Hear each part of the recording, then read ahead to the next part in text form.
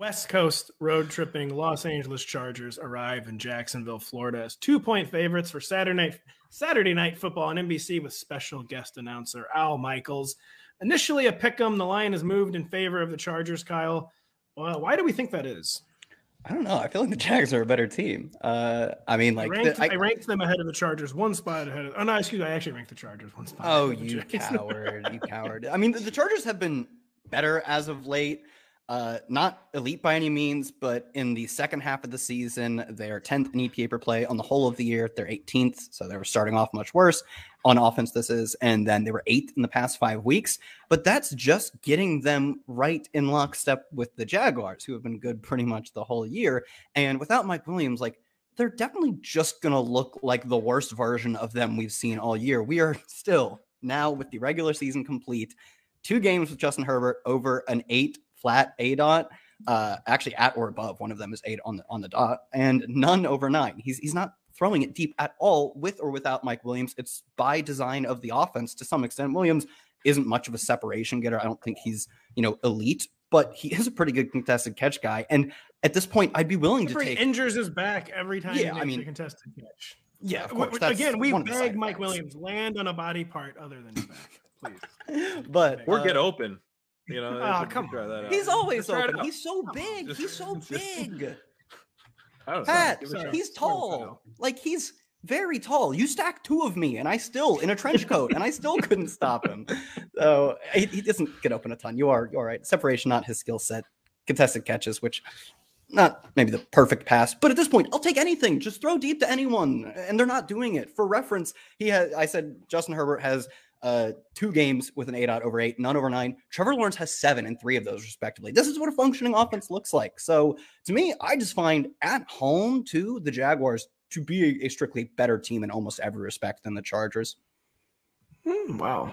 So Denny, Kyle laid out the Chargers there a little bit. What do you think the Jaguars' offensive approach might be? And by the way, Denny and I explored the West Coast road trip narrative for the Chargers, but then he shot it down, pointing out that it's not like a 1 p.m. Eastern game, so they'll actually be they won't be sleepy. That's real sad. Right? They will be awake, unfortunately. So we can't go with that. The Jags' offensive approach, Denny. What do we expect? Because a lot of people were upset, all of us, I think, included in Week 18, by the amount of first down runs dialed up by Doug Peterson against an elite Titans run defense. Yeah. So now they play a heinous run defense in the Chargers. I can't imagine that they're not going to establish it here. And I guess that means, if things go well, Travis Etienne should see a pretty big workload. He has 55% of the team's rushes since Week 10. The Chargers allow the league's 6th highest rate of positive rush plays and the 4th highest rush EPA. Everybody can run on them, basically. So if game script is right here, I think ETN becomes something of a workhorse, which you need if you're playing him in DFS. You need that to come to fruition because you can't bank on much pass game involvement for ETN. Unfortunately, I do think that that's what they'll try to do, and I will say that the Chargers have been as few fans as they have at home. Oh man, come on! They have been particularly way worse on the road than at home. So maybe they do have some fans who are supporting them, rooting them on. Maybe they're very comfortable at SoFi Stadium, whatever. But they know all of their fans by name. All 10 of them, they can say, Jim, thanks for coming out again. Brad, Teresa, it's an honor to have you here again. And that's comforting. Kyle, that's actually a great point. I wish I had thought of that. Close friends as opposed to just a lot of. Yeah, it's actually a competitive advantage because it feels more like a family. So only the Packers, Bears, and Lions have allowed more yards per play as the road team this season than the Chargers, and this is going to be an extremely hostile atmosphere, folks. All right, we saw it last week at the bank. At the Fed or whatever they call that place. So yeah, I think ETN will be the main cog. Fortunately or unfortunately, that's I think how it's going to go. On this 2-game slate, then, if CMC, I'll let you get in a second there, Kerrane. If CMC is too expensive, it's just ETN in every lineup, no matter what, Denny. I mean, if you're playing the 2-gamer, I think I'm playing the 2-gamer. I play the short slates in the playoffs. It's the only time I ever win. I mean, 6 games, someone could call that short as well. It's true. It's true. I want even shorter though. Kerrane, what were you going to say? Well, Denny mentioned ETN, being the guy if the game script is right. What if he's the guy no matter what the game script is? Because to the point of Doug Peterson, running and trying to establish it against the Titans' run defense, I think this could be a trap. This could be a trap. This is the Jaguars offense that has been trying to be balanced no matter what. And now they get a team that you do attack on the ground, but the Jaguars' pass defense is terrible. And so while I have shared a lot of the frustrations with Justin Herbert this year, I think they can move the ball against the Jaguars defense. I mean, it's one of the worst. It's almost Raiders level bad. So it has me feeling like maybe, this game could sneak up on the Jaguars where they're trying to do their thing. They're doing their thing. And it's like the Chargers are hanging around. Now the Jaguars are down. And it's like, all right, you got to abandon your game plan. I think I just, as bad as Brandon Staley was playing his starters, the Doug Peterson approach to that Titans game was just as concerning. Quite concerning because the Titans not only are elite on the ground, they are horrendous through the air. I will say, pass funnel, and it's established. Everyone throws on the Titans. Yes. Yeah, it was bad. It was bad, but I will say I'm not going to fault a coach like too awfully much for a suboptimal game plan when he's facing Josh Dobbs. They were just trying to get in and out. They almost did not get out. It was bad. Like, you should not do that. I'm not defending him. I'm saying I'm putting a little 0.9 multiplier on how bad it was because you can reasonably project your opponent to score 3.5 points. So, Kerrane, what do we expect the Chargers' passing game approach to be if Mike Williams is out?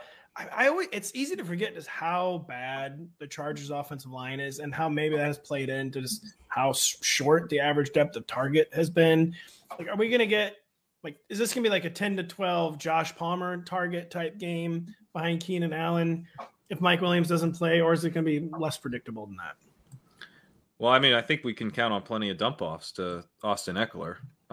He looks like one of the hell of a guy. He's a model American.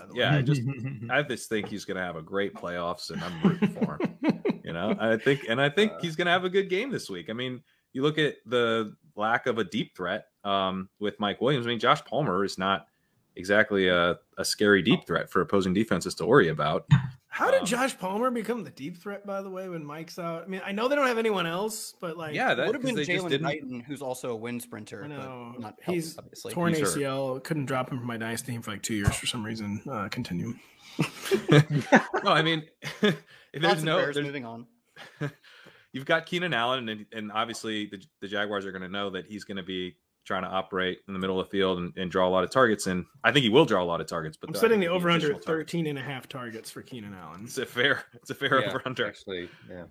But there should be plenty of additional dump down stuff for Eckler here. So that would be, I think we see big concentration of those two guys.